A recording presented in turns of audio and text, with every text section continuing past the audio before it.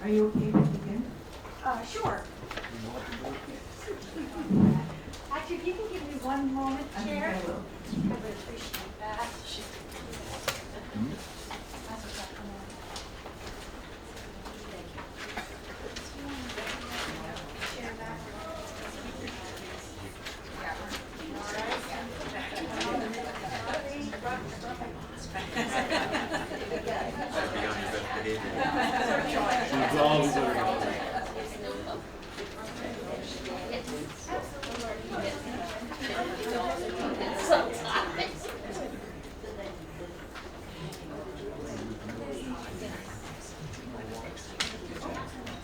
Oh, this is the reason. They said it was a rise.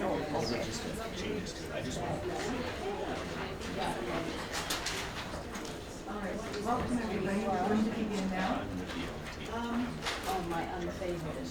We're actually going to change things around a little bit. We're going to have the speakers speak before we actually go into our business. We'll do the agenda in that first though. And if you don't mind, we'll go around the table and introduce ourselves. What if we do around the table first, and then we'll go to the other people? Is that okay? So I'm Ashley Mallett.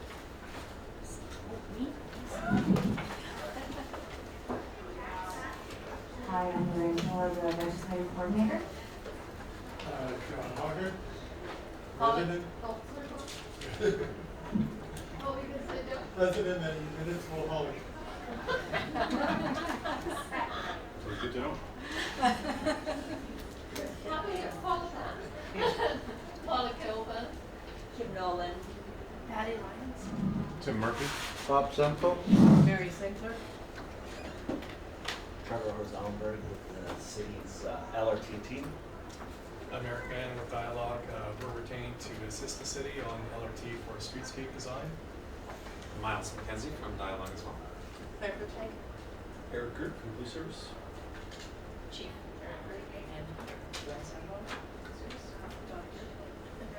Jane Cardinal. Tom Hansick. Jessica Bowen. I'm Human Rights Specialist with the city. Hi, Kelsey Ewert with Metrolinx and the Hamilton Electric Department. And Tony Hammer with Metrolinx Accessibility. Danielle Burry with the Metrolinx LRT project. Michael Hodge with Metrolinx. I'm Kayla Penner with the CRPSRSD Foundation.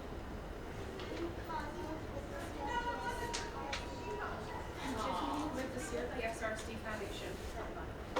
I'm Keith Doyle. I'm from the Canadian Council of Blind, but I'm just here as a spectator this time.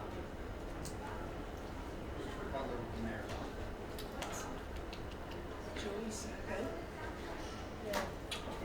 Joey Sacco. Okay. Madam Clerk, are there any changes to the agenda?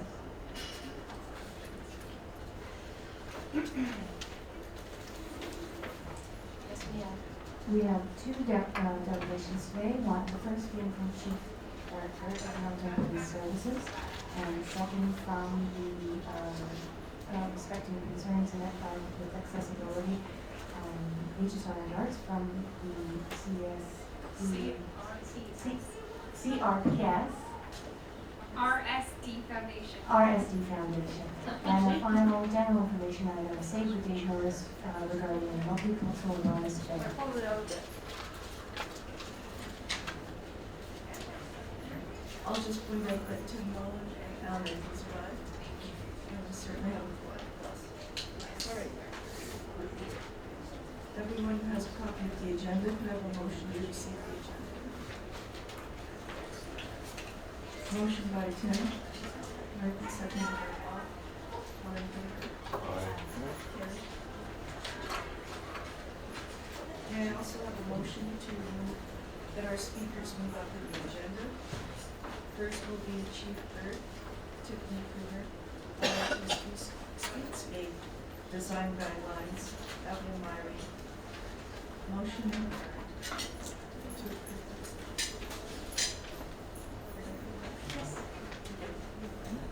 Okay, I'm looking to my left. Joe. You move? Moving motion. I can't do it. We agreed that it was. Oh, sorry, I did that before. Okay, Claire, seconded by Tim Murphy. All in favor? Aye. Are there any declarations of interest? May I ask a question about that? It used to say Go ahead. a conflict of interest, and now it just says interest. We're here because we're interested. I'm not sure if that's like. I'm not gonna benefit from being here, I don't think. I think So it's that's more- what the conflict of interest used to be. It is a conflict of interest, maybe we'll change the wording on that. So you're right, it is conflict of interest. Okay, Thank you. all right, minutes of June 13. I'm sure everybody read them, studied them, memorized them. Motion to approve the minutes. I've got questions. Alan? Okay, Alan moved. Kim seconded. Your question, Brenda? I'm trying to find it. There's more. Oh, in the minutes. It's getting harder to see, guys.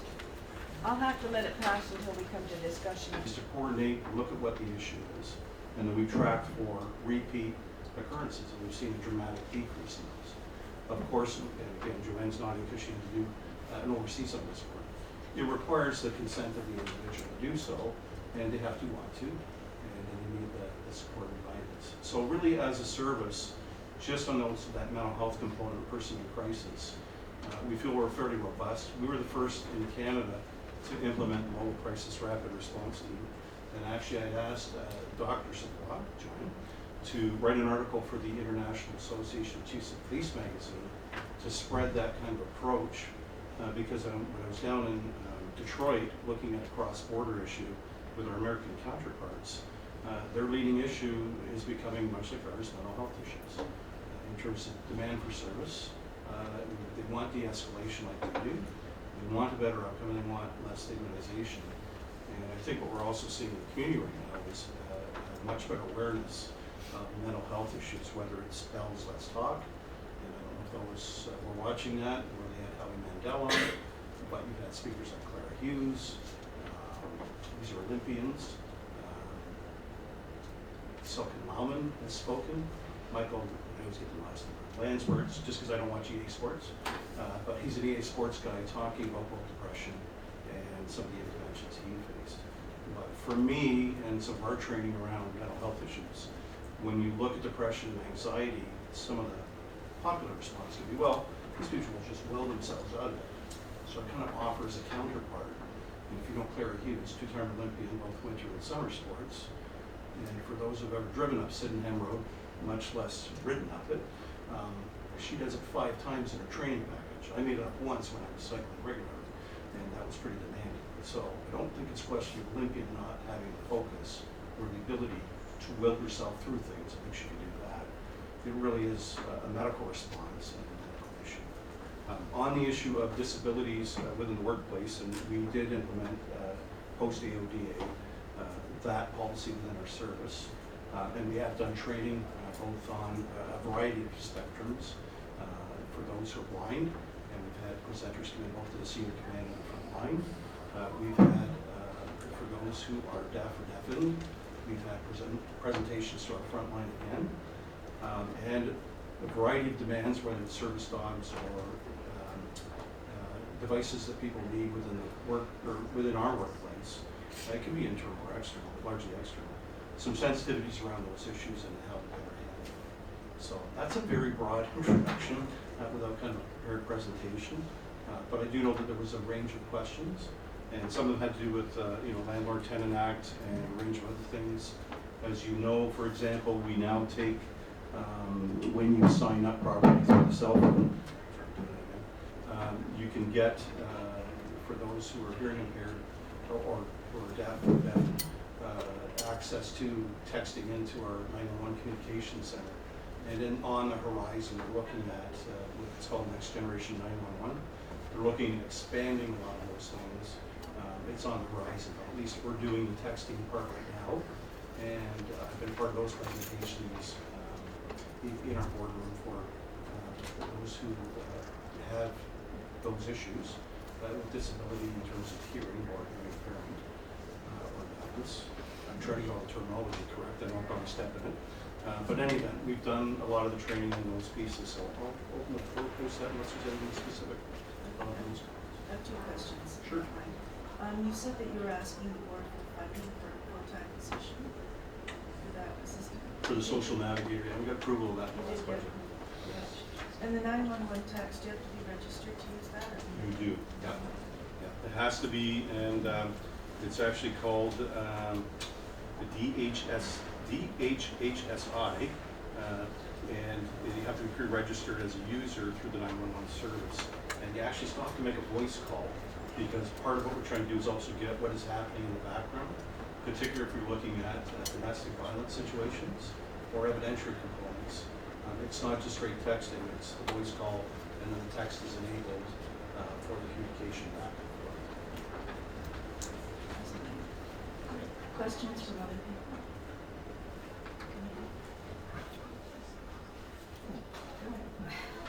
I know we were supposed to submit questions ahead of time, but I only found that out as I was catching up a few hours ago. I had a few meetings. And I guess my questions are probably a little bit broad. And unfortunately, it's based on some personal experiences. I landed in social housing without any desire to be there. So as a result, I'm in an area of housing where there's an intensification of events because of the congregation of like people in like circumstances. And I'm happy to say that there's been a real decline in the number of police interactions that I have known about or witnessed in the buildings not far from here. But what I've certainly learned is that it's the accumulation of issues, concerns, problems that tend to be a bit explosive in that environment. And too many times I've been in a situation whereas I will say as a regular citizen, I'm witnessing a mental health crisis, as are other tenants in the building. And we're called upon to do something because of simply what we're witnessing. And yet, calling Coast is even problematic for tenants. We have intervened with housing staff and asked them to do the call because rumor says that Coast might respond quicker than they would with an ordinary citizen calling them. This, of course, is largely hearsay. I guess what I'm getting to with this lengthy kind of question is that there seems to be a real lack of any policy or procedure sometimes within the social housing channels. And as tenants, again, we find ourselves saying we shouldn't have to be A, witnessing this, B, making the calls, and C, we often pick up the pieces at the end as well. So it's an intensive environment where there's some extreme things going on. And a lot of tenants would like to live in a healthier environment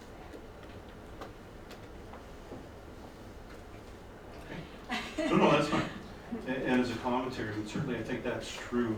The bulk of our calls handled, and again, by MCERT, and I'm not sure who knows about the Mobile Crisis Rapid Response Team. If you were to phone in communications and it is life-threatening, they're dispatched, not Coast. But it depends on availability, and it can be our front line again. So we've intensified our training across the service. What we try and do is get MCERT to go on those life-threatening calls. Coast usually does follow up. Our front line normally responds to mental health calls, depending on the nature of the situation. What I can tell you is across the services, certainly Canada, as I mentioned earlier, and the United States, these are becoming a very large draw for service, and it's a variety of issues.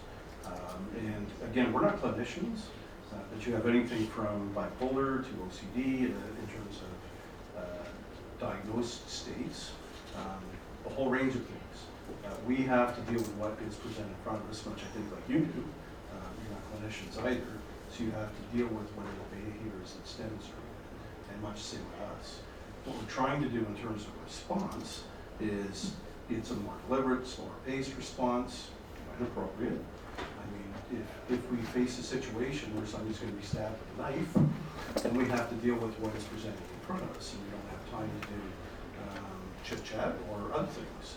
If you can de-escalate through tactical communication, you will, but you may or may not, depending if the person's hallucinating or whatever else is happening. One of our tools that we recently added about 2 years ago, and again, through the efforts of our previous chief, we took it to the board to look at equipping our frontline officers with conducted energy weapons, usually known through the branding as tasers, but they are conducted energy weapons. And the idea there again is it's an alternative to lethal force, certainly.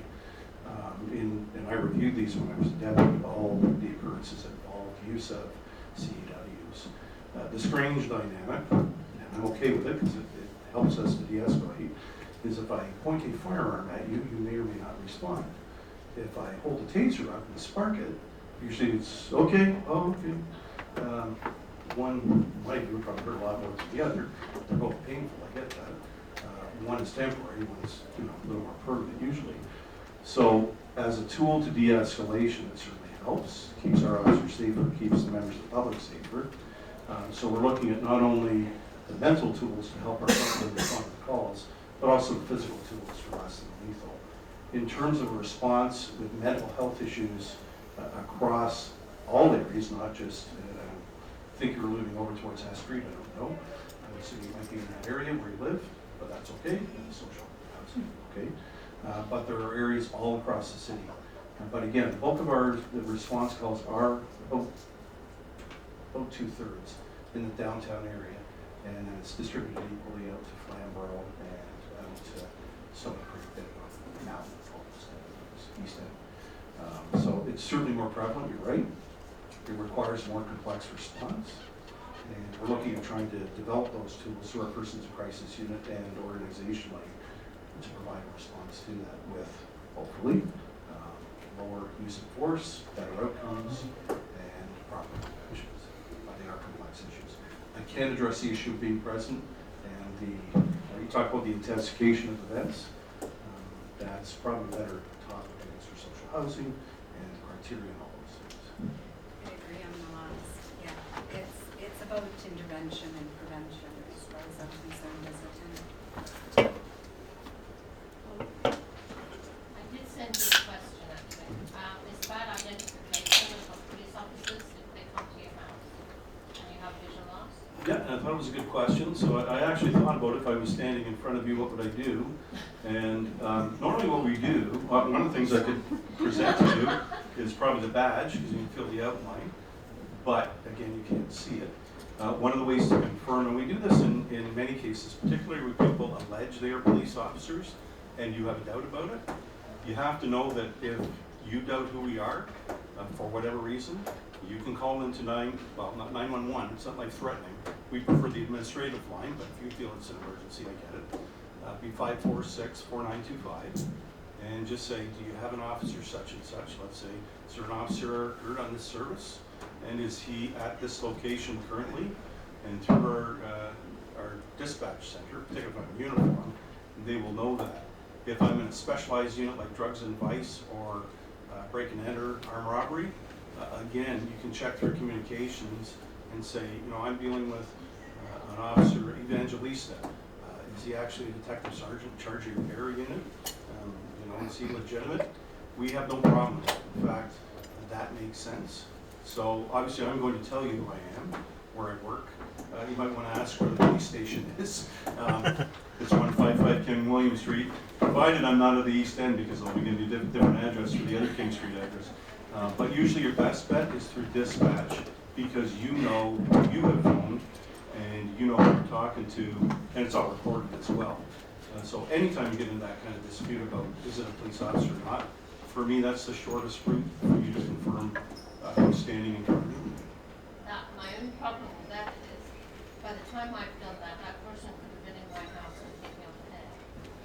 That's good criminal, and in terms of how you respond at the door, right? Right. But again, if you doubt it and you can't see beyond the door, and I'm yelling at you, Officer Girt here from the Hamilton Police Service, you probably won't get Hamilton Police Service, you'll probably get police from somebody who isn't. But I'll say in this case, Chief Girt from the Hamilton Police Service, I'm here for this reason, and you say, I'm not opening the door till I check to see if you are who you say you are. Unless I have a warrant to kick the door down, which is unlikely, because we have to have certain endorsements to do it with force. It's unlikely I'm going to kick the door down and come in.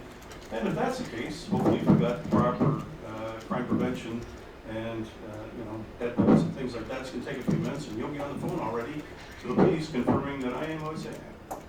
Have you ever thought of grabbing business cards? We have, but again, you're going to have to open the door or potentially slide it through the slot. The other problem for identification is, and I hand my business card out to people, and I have occasions where somebody has said they either know me, I follow up on that, and I would expect a phone call if somebody says. So what I'm saying is, they can get my business card at a meeting today, come for a nefarious purpose, show up at your door, hand you my business card. The best way, as I say, to confirm is to do it through dispatch. It'd be pretty hard to duplicate that avenue, and it's your own phone. You're making the call. You know what the number is for police, and they confirm. And they say, "No, we don't have any record of that." You don't? Oh, would you mind sending somebody over to check on who this person is at the door? And that helps us. Particularly, we had a spate of sexual assaults. Now, this is a person driving a car with a light in their car and stating they were a police officer, and then started a frisk for a apparent reason. You have to know that we will arrest you if we're going to do a frisk, or there has to be investigative reasons as to why you would do that for our own safety. Anything, same thing. Yeah, I'm just going to make a phone call. Do you mind? Our officers will not mind. Unless you're holding a handgun, that's it. Did I understand you right? You have to be arrested before you're first? It depends, and there are situations. Hollywood doesn't show that. Well, now you're going to get me started on the media. Let me digress for a minute. And for those of you who are capable and watch CIS, where they have holographic images, everything gets solved out in 30 seconds, they get to wear cool clothes. They're always first in the door with their handguns, which I never understood, and the tactical team comes in after, and they never make a note. So that's not real. And in terms of search authorities, and it is a complex area of law, and it continues to evolve. And we have guiding legislation, not only from the criminal code and various federal statutes that govern searches for weapons, drugs, and other things, like the License Act has search provisions. It's a complex area. And we also have Supreme Court decisions, we have lower court decisions in terms of how it's done, under what circumstances. Fundamentally, when you're arrested, I can search you for the purposes of evidence, protection of you or me, identity, and obviously we're hiding weapons or have an instrument tied to make escape. So we do it for that purpose. We're authorized in law to do so both in common law and under the criminal code. But again, it depends what section we're using. If you're looking at firearms legislation rather than search, you can search certain things where let's say it's in a car, it can be conveyed away very quickly, then I have authority to search under those circumstances. But I've got to be able to articulate it in each case, both for the person, if it's safe to do so, and obviously court for the liberty. But generally speaking, you'd be arrested. Generally speaking, before you get searched. So I was very disappointed to hear that the jails are now wheelchair accessible. Any other questions? Bob? This has to deal with service dogs and CNI dogs. It's happened in Toronto, friends of mine, and just wondering where police service stands on this here. In Toronto, the police say they have nothing to do with it, enforcing the restaurant to let you in. And who's supposed to enforce it here in Hampton? Like in Toronto, the police service apparently they won't do anything. At least last time I heard. So, but the people, the restaurant owner just comes and puts the people out. And under the Act, you can proceed charges at any time. Just reading over, I'll just use this as an ancillary thing. And this will be available later for landlord-tenant questions. This is a directive. I realize it's not answering your question, but tangentially I will. This is guidelines with regard to, for us. So one of the things they mentioned for police is talk to both sides and try to get the parties to comply with the law and act reasonably. Take detailed notes. That's generally a good suggestion about how to resolve things. We are peacekeepers. If it requires further action, normally we rely on, when we get into those specific acts, the specialists in the area, because they're aware of the case law and what the requirements are. That's why it says take detailed notes. We'll take the information in the first, at the first blush, try and resolve the issue. Obviously with service dogs, you are allowed to have them into restaurants and many places, including our buildings. And service dogs in whatever capacity they're working. So we've done instruction locally. In terms of enforcement, we'll normally take that stuff, usually forward onto the agency responsible. And one of the benefits of that is, if you do that for repeat offenders, where you're trying to coordinate, or if they've got a restaurant chain that continues to do it, to your point in Toronto or elsewhere, then you get continuity on that from a broader perspective in terms of the enforcement and lack of compliance with it. So generally speaking, we'll do it in the first instance, try to get resolution, get compliance with the law, but we will take detailed notes on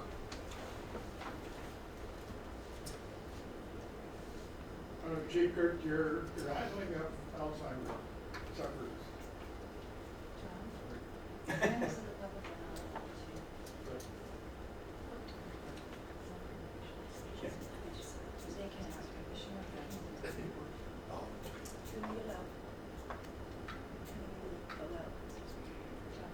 Can we allow John to ask the question?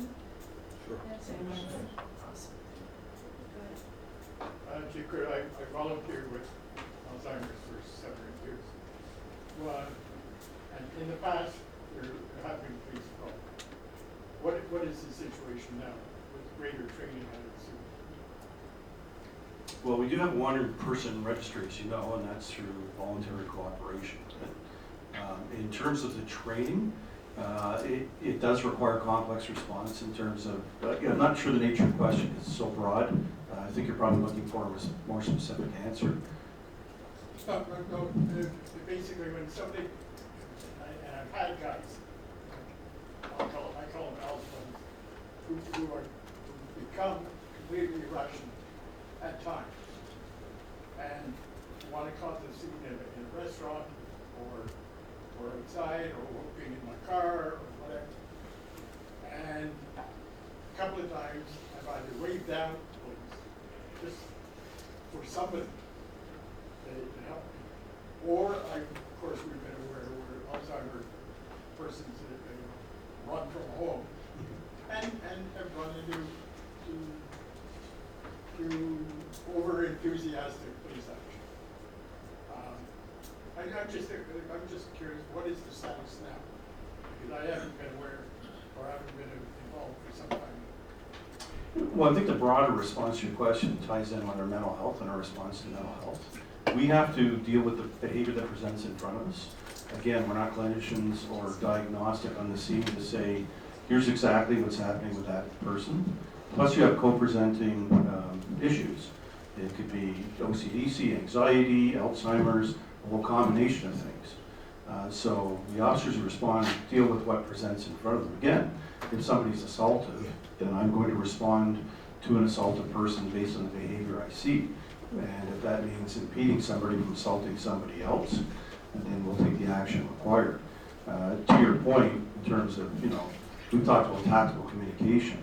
If the person is not, responding to anything in a coherent fashion, which is so articulated, and non-responsive, then I have to use the use of force continuum, lowest level first, but it has to be effective at the long run.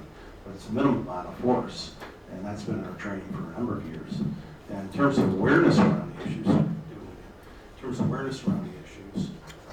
it's very complex.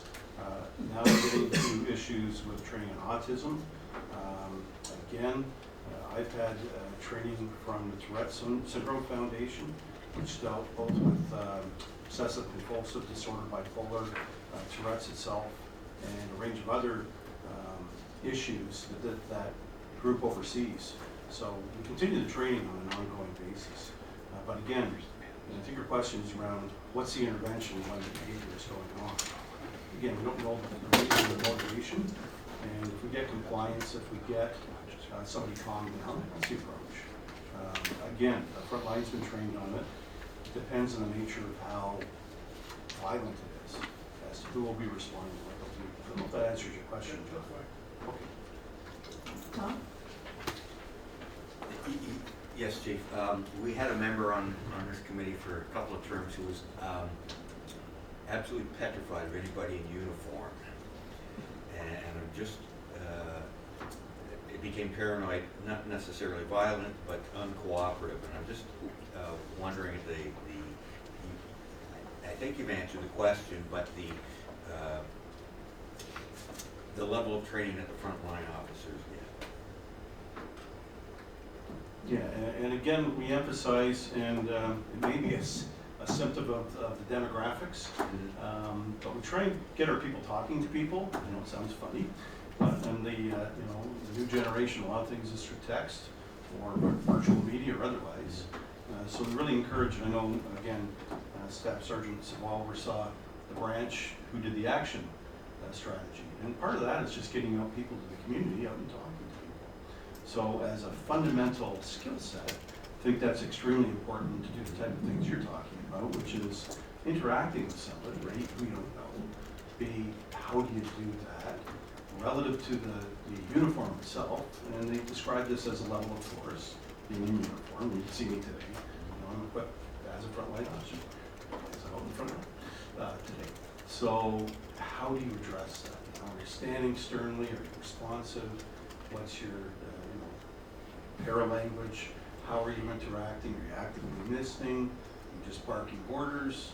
My experience, and I think Staff Sergeant will correspond with that, it's not particularly effective anytime, unless you're dealing with a riot situation. And riots, generally don't control through yelling loudly anyway. So, as a tactic, as how we do our day-to-day policing, it's that connection with people on a one-to-one basis becomes extremely important.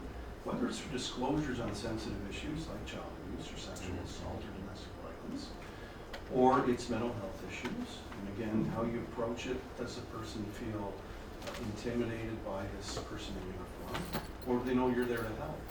And I got to tell you, having dealt with mental health situations, some people can think, well, they don't get anything. No. My experience has been people very quickly pick up on both your intent, what your intentions are. For example, so the training used to do, somebody is hallucinating, and you are not trained to say, I see to Joanne Savoy's here, and they go, oh no, you're still day one. When you think they're hallucinating, they know, so they're testing you. And I find there's that crossover. And I mean, even if you look at schizophrenia, for example, schizophrenics largely in part have very high IQs. That's been my research on the topic dating back quite a bit. And so you have to make sure that you stay rooted in reality, but also that you're, I mean, I write a lot of notes for good news. We get good news items from the public. Generally what I get is people demonstrating compassion, sympathy, or empathy. So I make a point when I write the good news, my line, to highlight those things because they're so important to the daily job we do, and we've got members of the public recognizing it. It's again, it's not what you said or what you did, it's usually how you made the person feel. And if you're empathetic and sympathetic, it goes miles. So in answer to your question, you can get rid of this through that. Certainly, but I guess part of the question is, are frontline officers getting training on a yearly, or getting updated on I'm not sure the correct term is sensitivity, but getting an understanding of what's happening regularly. I mean, it's great to have it initially, but sometimes my wife will tell you I need to be reminded every once in a while. Strangely enough, it's your wife is dynamite. No, I certainly get that part, and I mean, I've talked about it at graduation ceremonies and in public, And I often say that policing is a front row ticket to the human condition. My view is it comes at a price, and the price is what you get exposed to.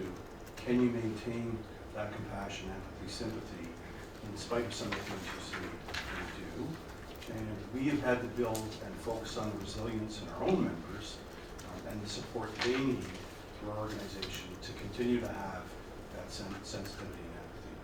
One of the areas in particular, we don't leave our people in child abuse for too long. You can somewhat become hardened to what you see. And you know, for me, I was in family crisis unit time, which dealt with domestic violence. I remember a young lad coming in, be 3 or 4. And I'm sitting playing in the front as you're getting ready to interview. And then I got a background on this lad. He had multiple broken bones over the course of time, bruises. It wasn't his first instance, and I thought, A, how sad that is, and then B, the resilience of this young kid to still remain kind of positive and optimistic, not in a basically depressive state. But you know, you see that day after day after day after day after day. It can be really daunting. So the sensitivity part, I don't know if you can train for it. We try and select for those attributes. We try and enhance it through supporting our people, but also recognizing through our performance management that people have displayed those things. So for me as chief, if I've got a person on a call, and you know, I can speed that call along, cut 30 minutes off this call, do the paperwork, get on to the next call, which we all have pressing calls for service. Sometimes taking that time for 15, 20 minutes, either with the kids, the victim, whatever the circumstance, just to sit and listen, can be the best half hour you ever spend. The pressures we face, of course, are, well, why are you taking so long in that call? Can't you expedite things and move it along? So we've expanded, for example, with our victim services section, which is largely volunteers, where we have to do, and Lorianne Dorman is a good example. She tells the story of dealing with the homicide of her son and what happened post. We have to do our job for the investigation, secure evidence, arrest the accused, deal with all that stuff. And you've got the mother of this child we have to depart the news to. But she would expect us to fully investigate, not just sit down. So there's a gap. But at that time we had a victim services coordinator who really just sat with her throughout the process. And Lori spoke to this probably about 2 years ago at our victim services remembrance. And she talked about just how important it was somebody there to say, okay, this is going to happen next. Okay, I'm here if you need a glass of water. It doesn't sound like much, but it can be huge. So part of the demands of our service is sometimes you have to parse that off, but sometimes, and for our front line, sometimes you need to spend the 20 or 30 minutes. And whether it's with a youth or an elderly person who's at particular risk and vulnerable, or just to listen to somebody, that can be equally time well spent. And so we try and affirm that in our officers. Not that you're there for 9.5 hours having coffee at the kitchen table. Get that sometimes. One short. Is there a formal process in how's that reinforced, I guess, is what I'm asking on a regular basis. Is it going back to being retrained as a husband every once in a while? So hopefully, we talk about performance management. One of the things is recognizing those attributes, both in our core values, but also in our performance appraisal for our officers. Victim sensitivity is a big piece of it. But as I said, when I get the good news items, that goes out to the officers and across the organization. So I try and stress those components. You know, if you can tell me you got 30 tickets in a day, well, that may make some members of the community happy, particularly where they have an issue with speeding or aggressive driving. But if I get also, you know, a letter in that says, you know, just lost my husband, the officer was very compassionate, took time with me, explained the situation, I was extremely stressed, and I get these routinely. And just the level of compassion and concern, which was sincere, we try and affirm those through that. Yes, we train on that. We also train on quality service, and that's part of it. And that's routinely built in. And we have what's called our block training, which we do, it's a 1-week block every year to get all our members in for all the training they have to do, whether it's legislated, it's on the horizon, it's mental health stuff. We have what's called our Road to Mental Readiness, which is borrowed from the military. And that's really a diagnostic tool for our own members to say, are you in the green zone or are you way over in the red zone? And it's described the behaviors. But what transposes from that is if you see people exhibiting similar behaviors out in the public, you have some empathy for where they might be in their life and the stresses that are affecting them. And again, you know, I haven't thought of it on calls for service. You may have a woman whose cat is missing, and at that point in her life, that cat is the most important thing. So relative to me, I do like cats, but if I was not a cat lover, I'd think, oh, it's not a big deal. It can be the biggest deal for that person ever. Whereas I may have a person who's a criminal lifestyle, they just witnessed a stabbing, they're kind of like, well, and you're like, really? So it's all subjective. So it's included in their annual training, is what I'm hearing. Components of it in a variety of disciplines, but we try to build in those particular features around sensitivity and compassion, both in our hiring process. And Joanna did recruiting for a number of years. We're looking for things like that. Perfect. Thanks, Chief. Appreciate it. Actually, I'm very proud that Hamilton has taken on these steps to help persons with mental illness. And I guess if I think back, and I've worked with a lot of people with mental illness, they start like with the very same hopes and dreams and goals as everyone else, and then a chemical imbalance comes along and turns against them.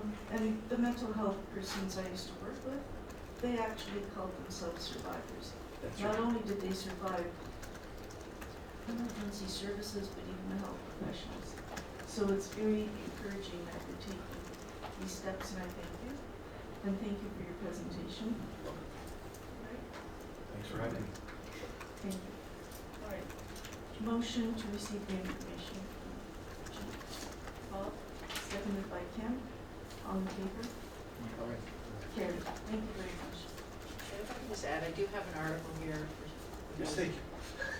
that, on our crisis response unit. If anyone's interested in taking that afterwards, they can have a copy of that as well. Are each of us have one? There's probably about a dozen here, so see what the big demand is. And I also I'll say have, more. for those with landlord and tenant disputes, both the contact numbers, your fundamental around rights of entry, eviction processes, offenses, if landlords do them or tenants do them, tenants belonging, all that type of stuff. So I'll leave that as well. Is that available electronically? I don't know. We got it through the ministry, so it's not actually our pamphlet, and it's actually the Municipal Affairs and Housing Investigation and Enforcement. So I thought it's actually very nice, concise for, in my view, one of our most complex policies. Between Innkeepers Act, commercial properties and residential, do you share a bathroom, do you not, do you have a common hallway? It's very complex stuff. Deep insight into what you guys deal with. Thank you. Thank you. All right, we're going to have our next speaker, Tiffany Coomer. I have Fox, Carla Penner, and Kayla Penner from, I hope I got this right, CRSD Foundation.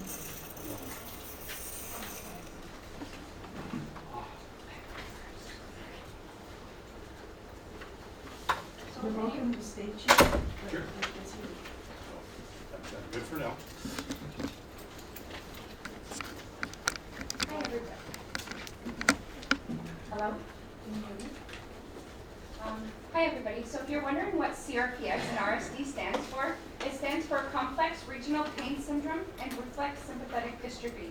It is the highest rated pain condition known to man on the McGill Pain Scale, and it's rated a 46 out of 50.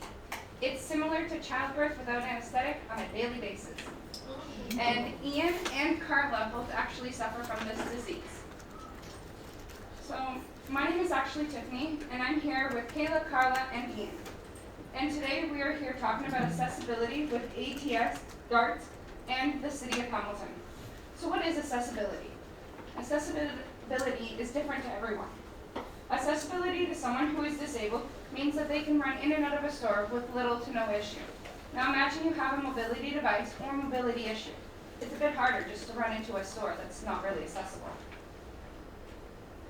Accessibility on transit in Hamilton needs major improvement to better serve people who are disabled. One of the biggest barriers we find with HSR is that some of the time, very rare, the ramps stop working. We had this happen the last time we actually were here for a meeting. But the majority of the time, the issues stem from the drivers not wanting to do their job properly. Some of the issues that HSR has is, one, on the new buses, the seats pull back up, And for elderly people and people with disabilities, if they don't hold them or don't know to hold them, they fall. The doors on the new buses, drivers don't open both of them, and for people with walkers or other mobility devices, it's hard for them to get on.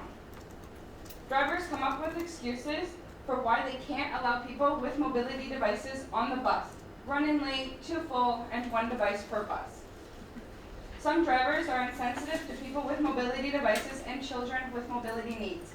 We've had a bus driver tell Carla that kids don't get chronic pain.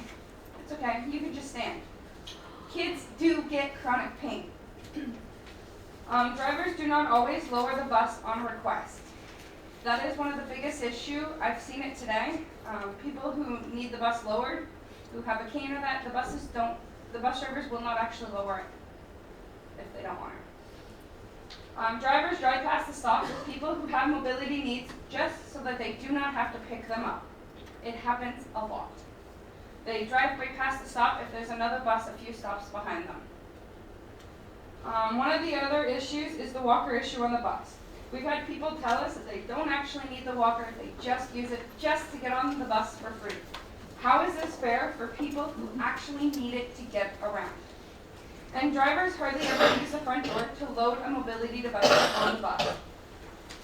And the bus drivers do not like to ask people to move out of the wheelchair seats.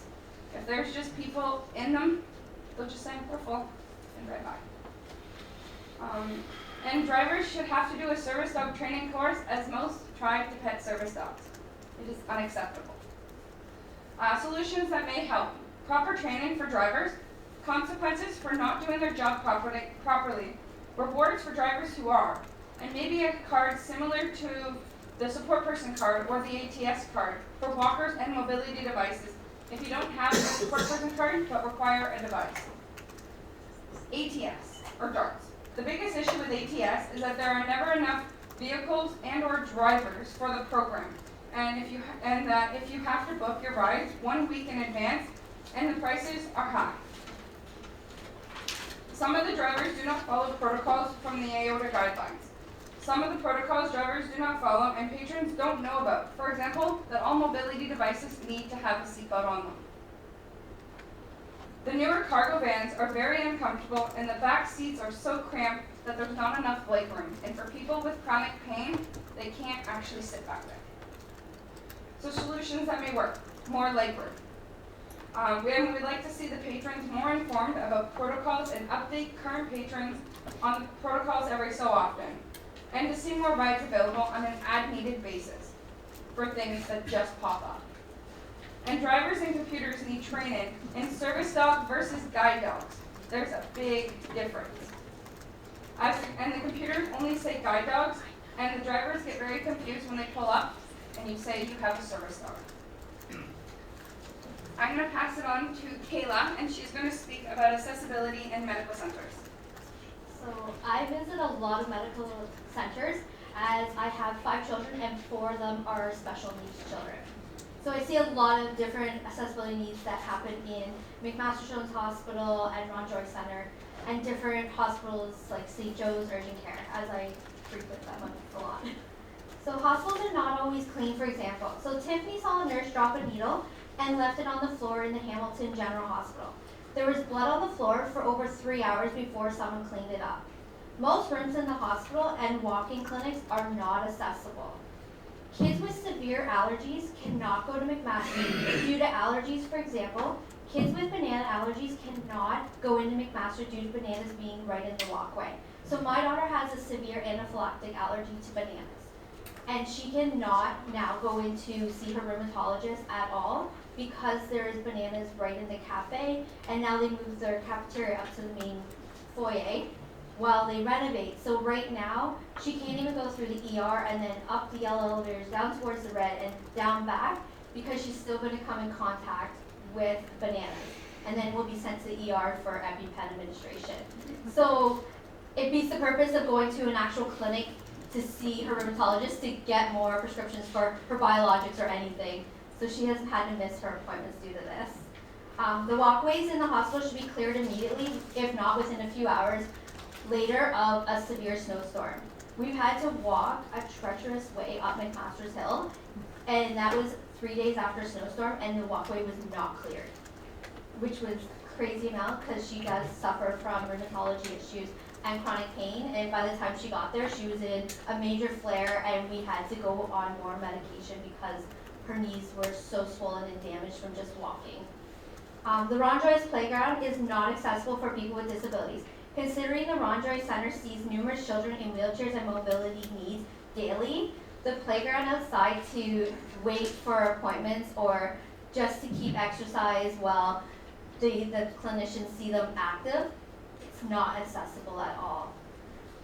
Urgent care centers, they put people with chronic pain in the back of a unit as they don't have to listen to them. They complain that you're just a whiner. This is farther for people to walk with mobility issues. They get told it's just chronic pain when they have an acute injury that needs medical attention. Chronic pain is a condition, not a symptom. And when acute injury occurs, this requires medical attention. Sidewalks in the city of Hamilton. So certain sidewalks end up without a ramp and people with mobility devices can't get down and it's very hard for them to back up. Sidewalks are not being cleared in the winter and people in devices are unable to leave their house for days, or they'll have to go on the road. For example, on James Street, a lot of the markets fill up the sidewalks with their fruits and vegetables. This causes an issue for people with mobility issues. And they have to go on the road close to vehicles or buses to get around. It is unsafe for them. This is Ian, who suffers from CRPS-RSD. Hi, everybody. I'd like to talk about community resources. I apologize. Just the way I was raised. Canadian. I'm here all week. The Hamilton Urban Corps have told people who have service dogs that they cannot bring their service animals in due to people not liking dogs because they have the medical office and people in the office are afraid or do not like service animals or dogs in general. Urban Corps should be made more informed about the laws and training on service animals and the OADA. Many service animal courses are available, and we do believe that they should be made more available to these different services. The Hamilton Housing Help Center should have more rooms that are more accessible. If you do require the services of them and need a private place to talk, there's a lot of times where you do have to sit with the door open because they don't have the room to take your place in.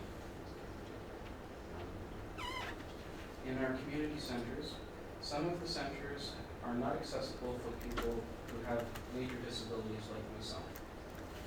Also in the community centers, pools and hot tubs are not always accessible. Some pools and hot tub services out in other municipalities like Mississauga, they actually have ramps that go into a more heated waiting pool that is more for people with chronic pain or joint issues. Something like that I think would be more accessible for everybody, including younger children who are trying to get into the pools for the first time.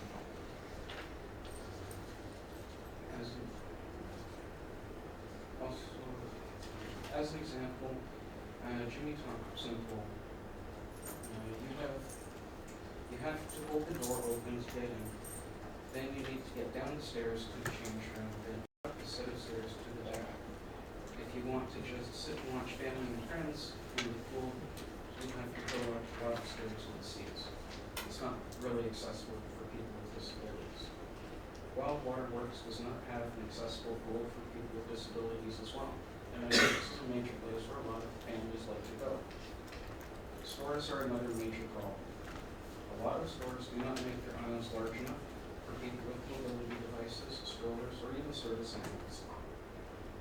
Places like Dollarama always have boxes in the aisles, and people in mobility devices, we usually end up saying, forget it. We're just not going to deal with it anymore. There's not a lot of accessibility housing in the city of Hamilton. People in Hamilton who need accessible places to live, the resources that are available for that are exceptionally limited. I believe at last count, people who do require accessible housing, you're lucky if you're able to access 1/3 of the current house market. That's not acceptable as far as I'm concerned.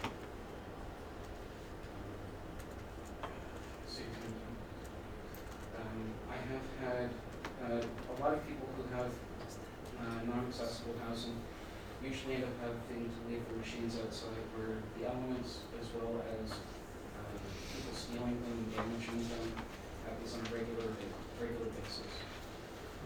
As some landlords will not allow removable ramps to be placed so that they can get their devices in and out, they should not be able, they also are not allowing people to put up sheds or other storage facilities for their devices. This is an infringement on somebody's human rights who is disabled and should not be tolerated.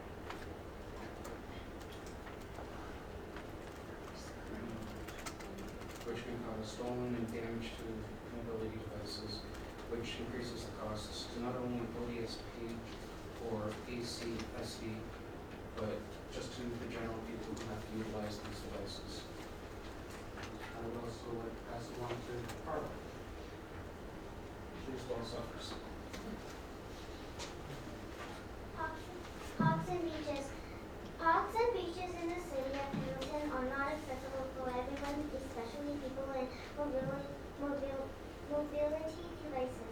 People with mobility needs cannot access the beach as mobility devices can positively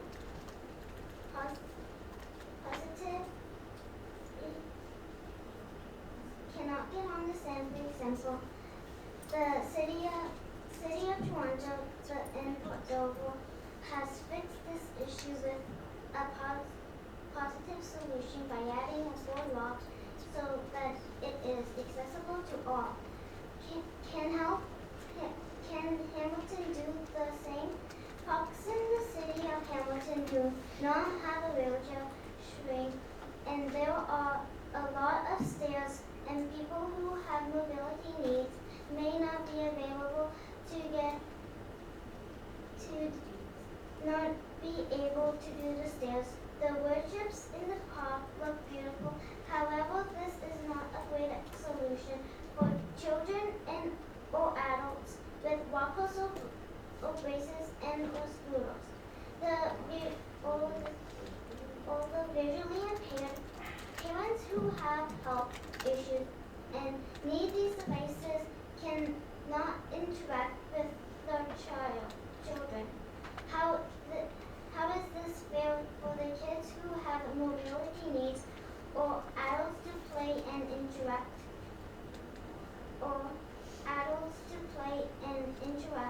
with their kids? Just staying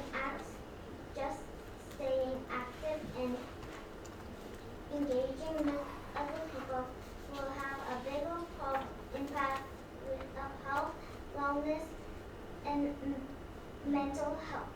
The stones and dirt pathway at Gage Park needs to be paved so that everyone can use it and be safe while doing it. Mobility devices, walkers, strollers get stuck broken near the core. The pathway is already paved from the delta halfway up towards the park. So why couldn't it be paved all the way around and have more inclusive, walkability friendly park for all? Taxis and Ubers. Ubers at current moment do not have accessible taxis for people with mobility devices. Hamilton Cab will have very few accessible taxis, and later in the evening and earlier morning, there are none of that ends up leaving people stranded. The Blue Line has more accessible taxis, but there is a long wait list, which you can end up waiting 2 to 3 hours for a taxi. Can accessible taxis on call so that people can use them at earlier morning and night. In conclusion,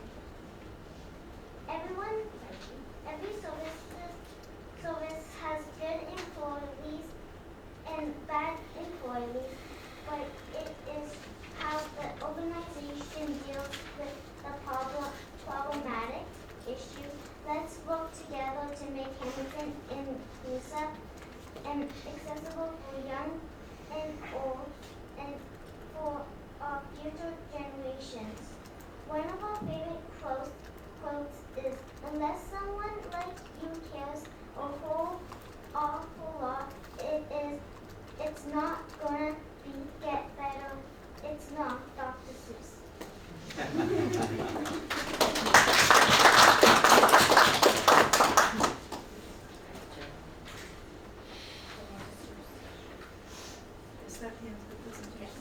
Yes. Awesome. Any comments or questions from the committee?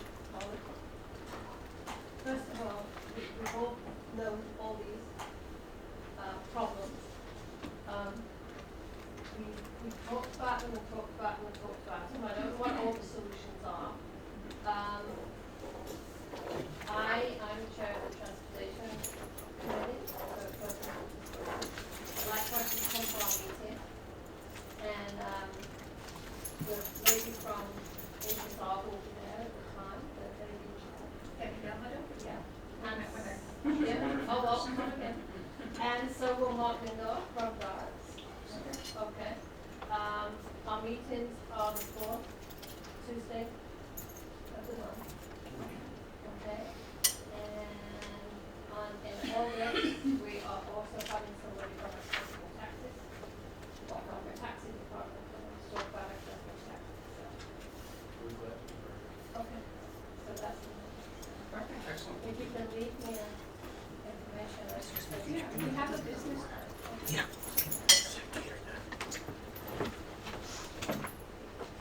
So I know we've all been there, we've all known all these problems that everybody has, which I have.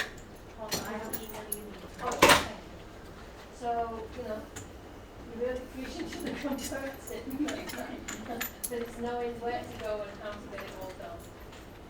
And it's always those dollars, right? I also wonder if we could have a copy of your presentation. Yeah. There is a copy of the speaking notes that I was sent in the changes to the agenda document. Jane and then Tom. I want to thank you for a great teamwork there and drawing so many diverse situations to our attention. And yes, you know, we're frustrated too because we work within limitations. Largely their legislation that frames our mission and what we can do. So having been in that horrible reality that we can't do it all, my question is, have you drawn some of these issues to the attention of public health, which, for example, would be appropriate for the hospital cleanliness? And I'm just forgetting the other, there's several medical bodies that you could approach with some of the concerns around allergies in healthcare facilities and that, so, yeah. We actually have not brought it to them yet. We've tried to email the different hospitals in Hamilton to try and set up a meeting and discuss these issues, but they have not gotten back to us at all. We have also sent out emails as well as phone calls to the health minister's office, and unfortunately, they have a very full schedule apparently, and are not able to meet with us as of yet. These are items that we are currently working on through our accessibility tour. If there's anyone that has followed our organization on the community zones like Facebook and whatnot, we do a lot of work with MPP Monique Taylor, and she's been kind of helping us get through all of these different processes, as well as MP Pam Danoff and David Sweet. They're all trying to help us get to those right spots, because there are more issues that can't necessarily be dealt with at a city level. It has to be taken up higher, and that's where we're trying to get at this point. It's just taking that time. We wish that they could get to us faster, but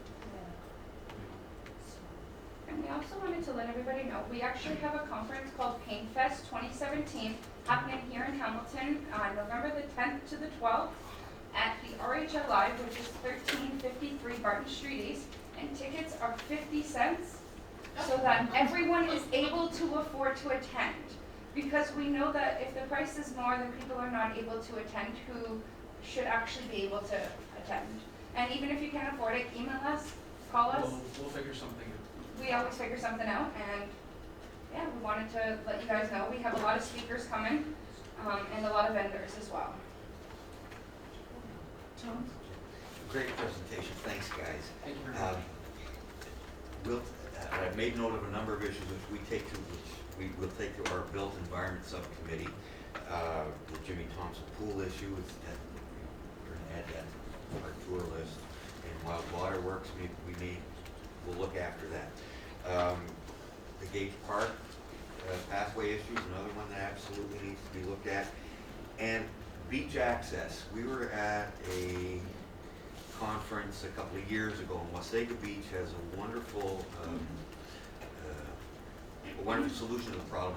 There's sort of rubber mats at which they roll out to the beach.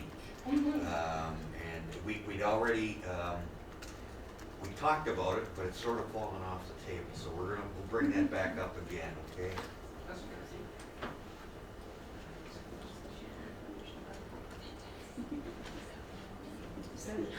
That's it. I'm just saying that I make note of this, and we'll bring it up at built environment, for sure. Actually, the mats on the beach may still be in process. Okay. Any other comments or questions? That was an excellent presentation. Thank you for coming and enlightening us. And we'd like to work closely with you. Oh, perfect. That'd be awesome. Thank you. Motion to accept the application. Paula, seconded by Jane. All in favor? Carrie, thank you. Oh. Okay, now we're going to Changing of the guard. And their presentation on street design, streetscape. Thank you.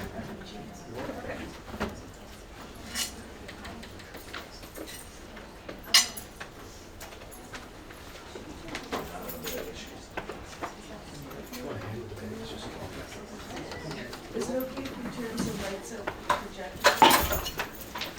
Anybody object to that or? Yeah, we can get some lights in a second, so I'll just do some introductions. We're going to pass out some of the presentations, and then we'll get the lights as we get going. So thank you. My name is Trevor Horzellenberg. I'm the manager of the city's LRT team here at the city. And the reason we're here before you today is we presented in the past, I think it's been about 6 months since we've been in front of the committee before. But the real reason today is to talk about streetscaping. And when we talk about streetscaping, we're really talking about the sidewalks that's being replaced all along the corridor.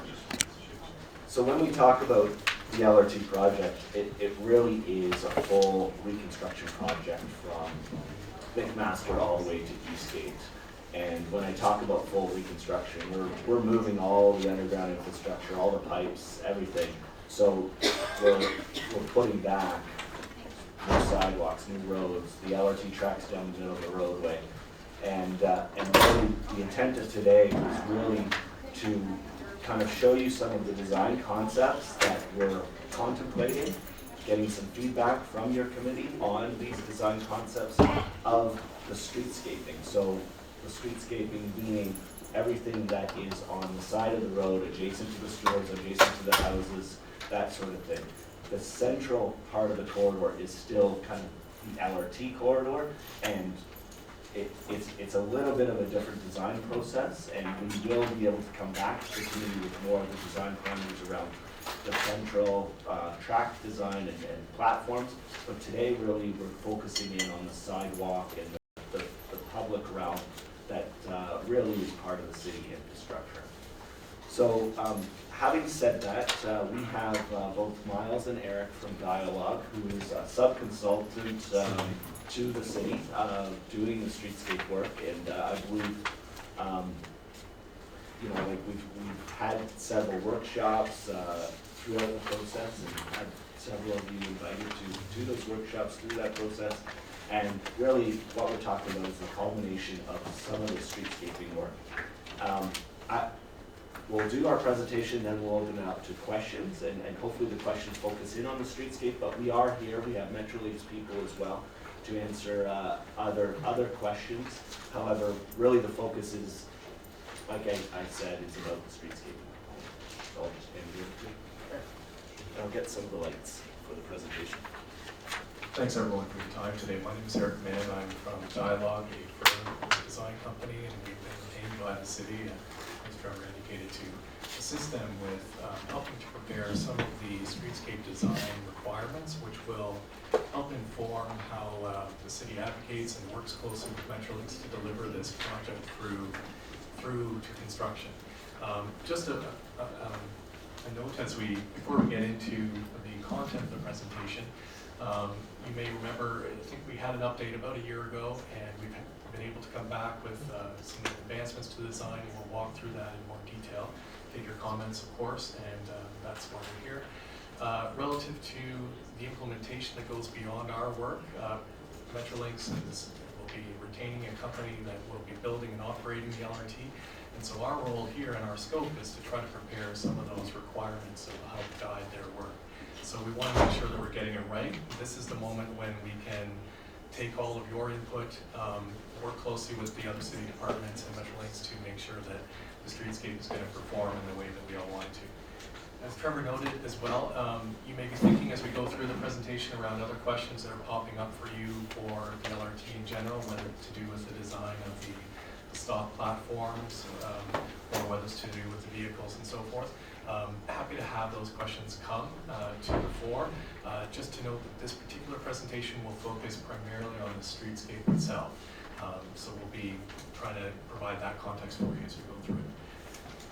So if we can go to the first slide. So we're just going to do a bit of an update on the overall strategy. Some of this you may recall from last year, but we've advanced beyond that. And then we'll zoom in to give an example of how that design gets applied, and in particular to International Village, which is an area that has been flagged for enhancements and for greater investment in time and effort as well. And so we'll go from there. So just on the streetscape design strategy, and we'll just touch lightly on this to give you a bit of an overview of how the project unfolded. And it really does begin with the overall vision for the entire LRT project. And I think it's been clear to probably all of us around the room, this is more than just about moving from A to B. This is about the kind of city that we're building and how the kind of experiences that we all have in the design of the getting to the corridor, getting onto the vehicles, and the design of that streetscape that we're bringing along to that. So it really is a city building opportunity, and that's the way we've been starting from that, and that's what we've been charged with as a mandate from the city. So with that in mind, our ultimate aim is to deliver back to the city a report that achieves a streetscape design that's going to work for everyone, that's going to be accessible, it's going to be delivering a great experience, and it's going to be working with the LRT system in general. So that's our focus now, to try to make sure that we're getting some of those decisions right before we start to finalize that report. Just to break down some of the components of the strategy, one of the first starting points that we've had was to zoom into where are people actually going to be walking on a streetscape? How are we defining that zone, if you will, which in straightforward terms may simply mean the sidewalk that is between the building face and the curb.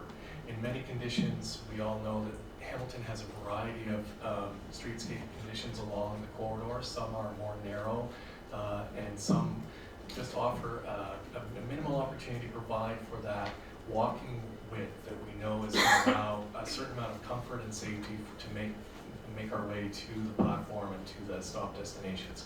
So the strategy allocates space to make sure that at the very least we are providing for that safe walking area, and that generally we are accommodating a 2-meter wide pedestrian through zone. There will be some places where inevitably a building encroaches and we're maximizing the space as best we can, and it may go a little bit below that, but generally that's what we're trying to do at this first start.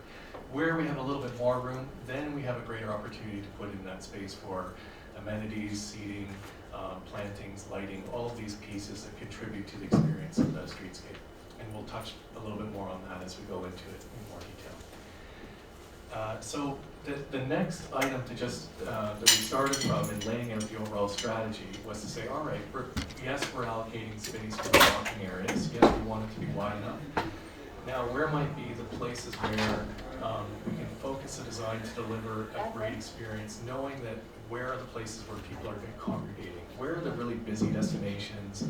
Where can we expect that it's going to make a huge difference to people in accessing the crosswalks, the intersections? Where do we need to be focused in on safety, convenience, and amenity? And so what we've done to respond to those questions is to say, can we create something called a pedestrian priority zone? And this, in very simple terms, is an area that typically surrounds the stops where people are getting on and off the LRT and the surrounding intersections. So how are you accessing the stop platform if it's in the middle of the street? How is that area designed? How are we looking at the amenities maybe going along with those conditions? And how are we prioritizing some of our effort to make sure that those places are working really well for people? So with that in mind, what we've done is looked at a number of them to illustrate the strategy for us today. And we want to walk through in particular how that is applied within the International Village. International Village, as many of you will know, of course, is an area where the character will be changing somewhat with the LRT arriving. The LRT means that it's encroaching a little bit on the existing design of the street. The beautiful tree canopy, unfortunately, despite everyone's best efforts, is going to be impacted, and it will mean that we are removing a large number of trees within that area, and most of the trees, to be quite honest.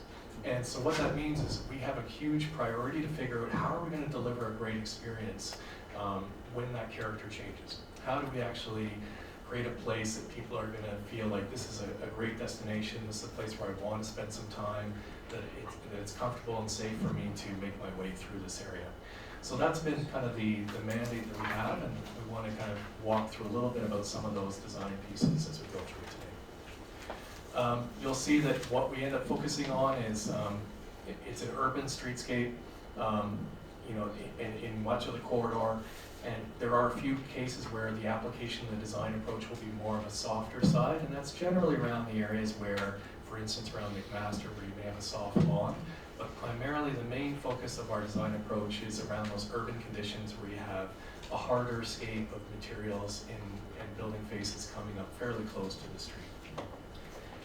So with that in mind, my colleague Miles is going to help walk us through a little bit of our design approach for International Village, and we want to get some of your input on that, and we want to also have a fulsome discussion following the conversation. So, yeah, thanks very much, Eric. You may squeeze in here, so I note to self not to position yourself under the screen next time. So as Eric mentioned, International Village, of course, is the focus, is a priority area because of its significance in the city. So as part of the consultation process that Trevor mentioned, there's a variety of things that we've been hearing that really apply to International Village specifically. And one is designing for winter cities. So we understand that obviously there's unique characteristics of Hamilton as a winter city with maintenance issues that relate to that. So really need to think about all the seasons that we have here in Hamilton. Also the context-specific quality of the design, so looking at furnishings and other elements that are really appropriate to the context. And in the case of International Village, of course, there's a heritage context. There's kind of a rich retail environment there, so looking at ways to have amenities and furnishings that really respect and honor that. Also the idea of flexible seasonal plantings, so it is a celebratory part of the city, and so looking at ways in which seasonal plantings can be incorporated. This is something that people have really mentioned as important to them. And also the idea of, as Eric mentioned, mitigating the loss of canopies. So it's unfortunate that a lot of the trees won't be coming back, but there are other ways to enhance greenery, and we'll kind of get into the specifics of that so that we really create a truly vibrant streetscape.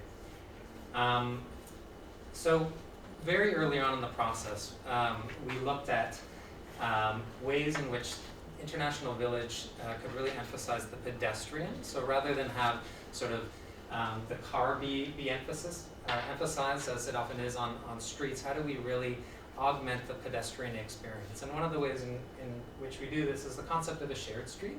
The concept of a shared street really has to do with taking away some of the elements that separate uses on a given street. And think of the street as in a holistic fashion, one that really honors pedestrians and doesn't really diminish the ways in which pedestrians actually want to use the street. So in this particular slide, we look at a cross section of the street, and we look at the zones. So on the far left, we have a 2-meter minimum sidewalk zone. So that'll be the clearway zone that is part of International Village. And then there is a 1-meter kind of amenity zone where furnishings, pole lights, and other aspects are outside of the clear zone. but a key aspect of the streetscape. And then of course we have the vehicle shared lane. So that's good for vehicles, but also for other modes of transportation. And then of course the trackway where the LRT is going in the middle, and then repeated again on the other side of the street. We have the amenity zone and the sidewalk clearway again. So as we looked at this concept of how do you make International Village an enhanced environment, a rich environment for pedestrians, part of that is really looking at a variety of different elements, including paving and furnishings. So in this particular slide, we see this is a top view, a plan rendering of the street. It looks at a one block kind of section here. This is Walnut Street, I think today, and it shows the ways in which paving and banding can be used to unify the street, while at the same time having very clear and distinct zones of travel. So the clear ways, so you can see the sort of the building zones and the clear way of travel that's fairly coherent along there, and then the separate use, the separate stream of amenity zone, as we mentioned in the section before, showing pedestrian lighting and benches and so forth, which we'll get into more detail as we go through the presentation. So getting sort of zooming in a little bit into the details, obviously a core aspect of making a really welcoming and vibrant streetscape is to have elements that people want to use. So the furnishings become really important places to sit. So you can see this plan view along with the images shows a fairly structured ordering of where seats and garbage receptacles, bike racks, and other elements will fall in the streetscape. And of course they'll repeat themselves throughout International Village at regular intervals to provide lots of opportunities for stopping and resting and using these various public realm amenities. So the emphasis, of course, is on quality and durability and functional aspects. That includes the lighting. So pedestrian lighting, which is a real big feature of the current International Village, will be maintained in the enhanced version. And there'll be improvements to that lighting, but it is a real aspect of the character of the street, and also, of course, key to the lighting of the street and the use of it during the dark seasons and at night. Part of that is illuminated bollards, which we are also proposing at key intersection points, and that's a cue for drivers that delineates and makes it a more safe point at the crossing points, but isn't something that's a barrier in other parts of the streetscape. Planting, as mentioned before, with the loss of a lot of the tree canopy, there are other opportunities to bring back some of the greenery. So we're certainly looking at every opportunity to bring back as many trees as possible. But where that isn't possible, there are other opportunities around raised planters, planting in very specific parts of the streetscape.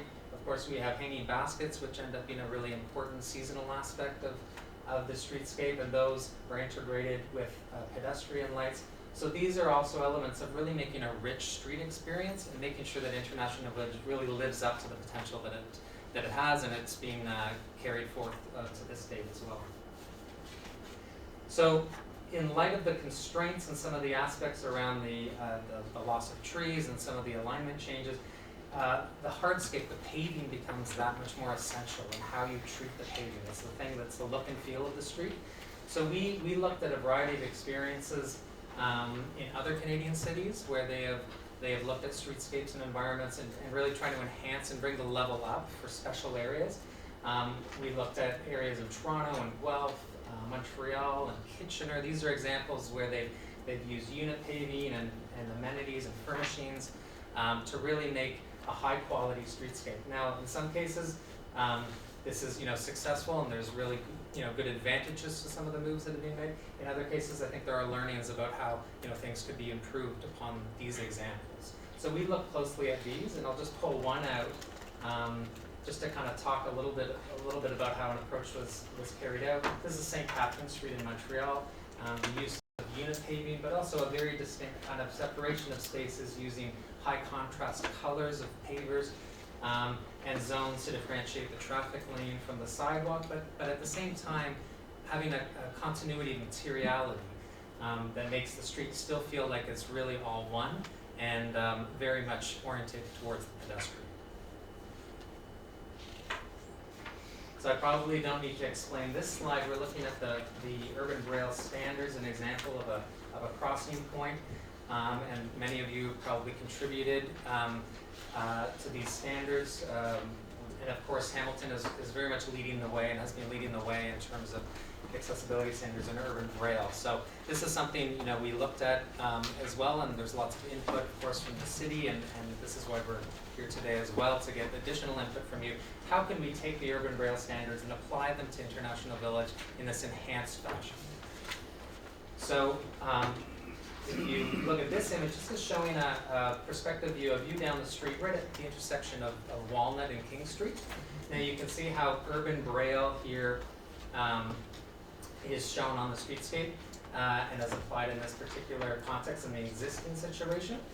And in the next slide, we look at an enhanced condition. So this is using a unit paving, a very kind of continuous and uniform unit paving treatment throughout, but also applying the same standards of shorelines and clearway, street markings, directional strips and lines, and tactile warning strips at the intersection points, all reflective of the Urban Braille standards, but in a new environment as part of the enhanced situation in International Village. So we can kind of probably in the discussion point get into some of the details here, but this gives you kind of a realistic view in a rendered fashion of how the street might look with the augmented materials that we're proposing. So we're conscious of time and wanting to make sure that we can open this up for questions. We want to keep this presentation brief, but if you'd like, we can leave this image on the screen as a point of reference. And I'm already hearing, I'm sensing that we've got a few questions that are popping up, so I'm happy to walk through those. Madam Chair, I'm not sure how. Yep, you can have questions.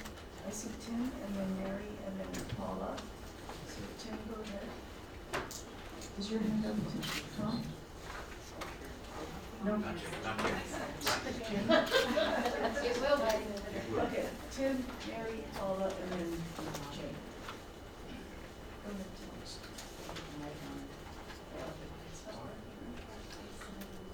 There you go. Okay. So just a couple of comments. First and foremost, I think in your presentation you referred to, I'm going to call it congested areas around the stops as pedestrian friendly. I think that's the term I heard. I'd like to suggest we use the term pedestrian heavy as opposed to pedestrian friendly, because pedestrians can be anywhere and everywhere. So everywhere needs to be pedestrian friendly. I can appreciate some design around the pedestrian heavy areas like stops, but pedestrians will be everywhere. So just an observation. Second point I'd like to make is Urban Braille along the entirety of the corridor is essential. Hamilton led the way with the development of Urban Braille design concepts some 25 years ago, and the importance of the Urban Braille along the entirety of the corridor reflects that people with disabilities can again be anywhere and everywhere. And unless we're providing Urban Braille design concepts which incorporated both the needs of persons with a variety of disabilities, sensory as well as physical, people with disabilities can again go anywhere and everywhere. So we need to be mindful of the fact that the design concept needs to run the entire length of the system, and not just in what I would call pedestrian heavy areas. The third point I'd like to make is reference to unit pavers. Unit pavers provide zero accessibility, period, zero. And so if we're going to substitute Urban Braille or other kinds of textured accessibility for the sake of unit pavers, not a good idea, because they're not going to provide any utility whatsoever. The fourth point I'd like to make is, in a recent trip to Ottawa, my wife and I traveled the corridor where they're actually constructing the LRT system in Ottawa. What's the name of the street, Rousseau? I think Rousseau Street or whatever it was. Rideau Street, actually, now that I think about it. So it was running along Rideau Street.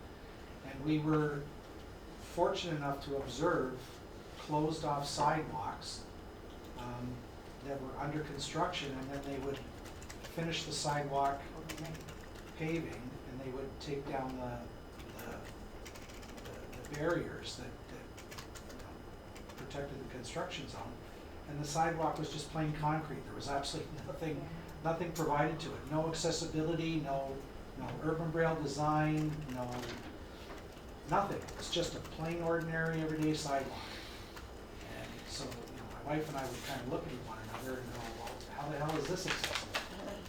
So, if that's the plan, I would strongly encourage not to follow the Ottawa model, because it doesn't look like they're incorporating accessibility anywhere along their corridor. Perhaps they just hadn't gotten that far yet. Perhaps they hadn't gotten that far yet, but we were stopped, they were constructing sidewalks right at the pickup spots. You just knew where the pickup and drop off spots for the LRT were going to be. And that was right outside the Rideau Center. So clearly there was no accessibility, at least from what we could observe. And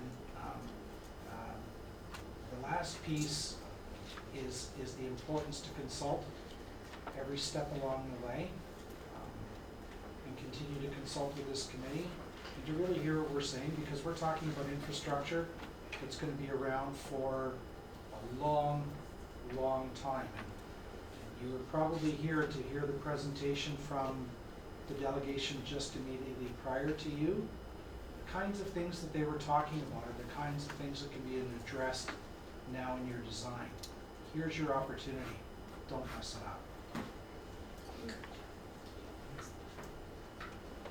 Did you want to respond? Sure. Thank you very much. We'll respond to your various points here. So we took back your comment about pedestrian heavy, not friendly. Well, it's friendly for everything, but heavy within the stops. So we'll take back that and note that as we go forward. Regarding urban braille, we have heard you loud and clear, and that is something the city is pushing for, to try and provide urban braille along the entire corridor. Please note that urban braille costs at least double the amount of a normal sidewalk in construction practices. So it is an additional cost to the project. However, we as staff, as well as hearing from the ACPD and council, feel that it is an important part. So we are pushing to include that, and we're looking at the feasibility of that for the entire corridor. So that's a good news story. And again, we don't want to follow what you've witnessed in Ottawa if that is not the right design in that sense. Reference to the unit paper, I'm going to hand it over to Dialogue actually to talk a little bit more in detail about the unit papers. And I think regarding the importance to consult, that is why we're here today and have been in the past, and we will continue to consult throughout this process. We're committed to a thorough consultation process. We're going out with our community connectors twice a year to every business and residence along the corridor, so that's a very successful program. But we're also at the ready for any time people have questions or concerns, and we have got a robust communication strategy, and that's why we have Metrolinx in the room as well. Our team is a joint team between Metrolinx and the city, and we have a joint communications team as well. So we appreciate all the feedback that we do receive, and we try to incorporate it where we can, and we will continue to consult through this process. So I'll hand it over to Dialogue just to talk a little bit about your May I unit just paper. interject for a second? So just everybody be aware, we only have 15 minutes, so with our questions, maybe with your responses, we'll just respect that we are going to adjourn in 15 minutes. Thank you. Go ahead. Sure, and conscious of that, and also that to your message around continuing to consult, I mean, by no means do we see this as the last opportunity, that we want to continue to come back, and given the time constraints, we're happy to have further conversations after this. Also to the point around Ottawa, and I think we take that message loud and clear, that the last thing any of us want is a plain sidewalk without any of the accessibility features and system in place. And to Trevor's point around urban braille, I mean, that's something that we're just applying as a standard. Our assumption for the areas outside of the downtown is that as you experience it today, the city's going to be working with Metrolinx to try to achieve that urban braille that you understand and work with today. Within International Village, there has been, and I'll just say this plainly, that we understand that I think there's been a lot of questions raised around how and where unit pavers may be appropriate or not appropriate within the design. The International Village, in the design concept and the way that it's evolved, did apply and has been applying unit pavers as part of this overall ambition to improve the look and feel. That without the benefit of the tree canopy to help draw the eye and deliver a great experience, there's a greater emphasis on some of the other pieces on the role of the hardscapes. Having said all that, that's not why we're here today. We're also here to see, how is this going to work, right? How is this going to function for all of us, not just those who are more comfortable or able-bodied or what have you. So we want to make sure that this is delivering the right performance relative to everyone's needs. And so with that in mind, and I'll keep the comments brief, the initial concept was to see if there is a design approach where we can deliver unit pavers within the walking area as well as the amenity zones in a way that would work from the performance requirements for urban braille. Now we understand that there's going to be lots of questions, and if that's not going to work, then we want to entertain that as well. Can I just respond to that? Sure. Just for a break? Yep, this is important. So I work at McMaster University. We've tried to adopt unit pavers in substitution of urban braille. Doesn't work. We've got it, and it doesn't work. And the university has abandoned any concept of using unit pavers going forward. Rather, they are resigning themselves to the use of urban braille because unit pavers don't work. And if you want, I'm happy to show you the place. Okay, so I'll try to show. Mary, Paula, and then Jane, and Patty, you have your hand up, so we'll try to squeeze you in too. I live in the Beasley neighborhood, therefore that is a street I'm on every day of the week. If you send somebody out to count how many scooters and wheelchairs go between Mary and Wellington, you will find that it's essential that you do the clearway the way it is now and not use unit pavers, because with the molding they put around the trees, which of course is going to go, there are bumps and things that put balance in jeopardy if you're using a cane or a walker. So allowing for the fact that even bicycles are going up and down that sidewalk. We have hazards galore. We don't need unit pavers for the simple reason they're painful as hell. And nobody has been able to tell me how I'm going to go over those tracks anywhere along the way to get from my house to City Hall without it being painful. On a regular basis, I go to the medical clinic on Victoria Street, and by the time the doctor sees me, my blood pressure is usually up much higher than it should be. Can somebody tell me what you're going to do to make that a smooth crossing, and is it going to be a crossover at the major intersections where the stops are going to be? Or is it going to be a guessing game because, again, with Walnut, there's a jog. You don't come straight from Main Street over to Wilson Street, for instance. You have to pay attention to the lights and how you get across. So again, just to answer very briefly, so we're taking your comments back about unit pavers and the urban braille. Now the urban braille system will guide you in regards to the appropriate crossing locations, and the appropriate crossing locations will be the major intersections. as have been identified in the environmental assessment. They identified specifically where those crossing positions are, and that will be similar to your crosswalks today. However, there are tracks in the road, and those tracks are usually dampened with rubber dampening to kind of fill the void through an intersection, and therefore avoiding. But it is a rail system, so there will be a couple bumps as you go across for someone in a wheelchair. But The other that's what comment about urban railroad, Trevor, is the fact that, especially where Denninger's is, 20 years ago, they put the nameplates the wrong way and the wrong name, and it happens other places in the city. But also the directional lines, in many cases, have been put in backwards. So that when we're putting this new fabric, what do we call it, Paula? Can't remember. Anyway, it's supposed to be a Step pebbling over. effect at the intersections to cross over. That is also interfering with the directional lines. So that where you have an intersection like this particular one, which is staggered, you can't always just go straight across the road.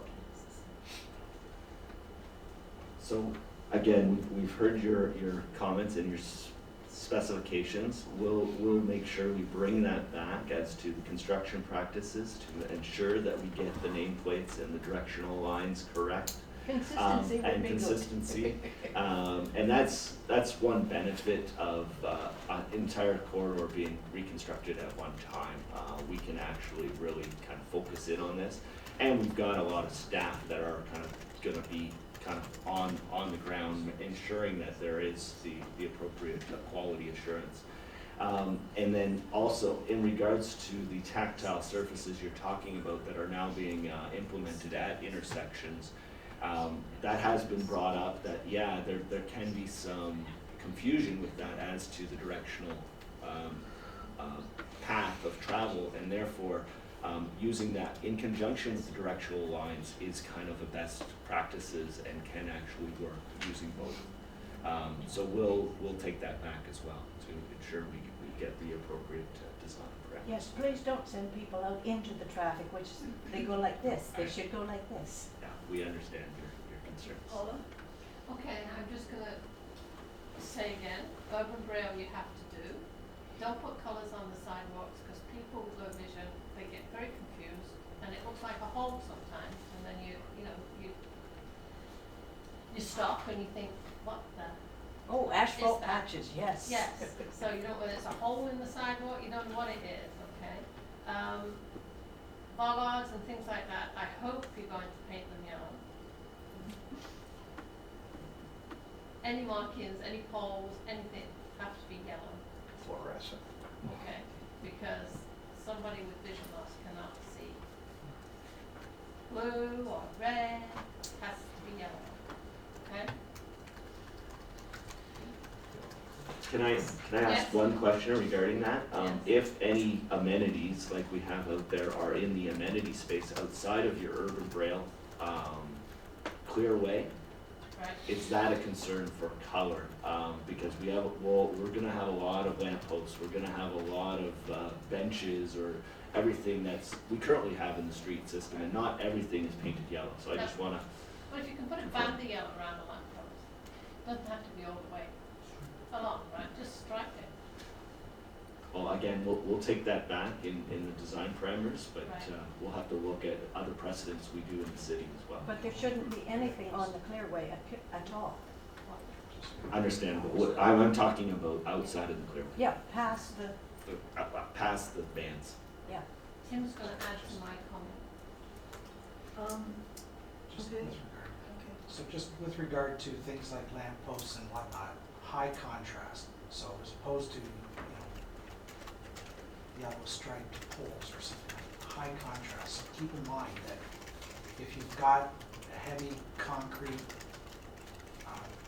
environment, having light standards that are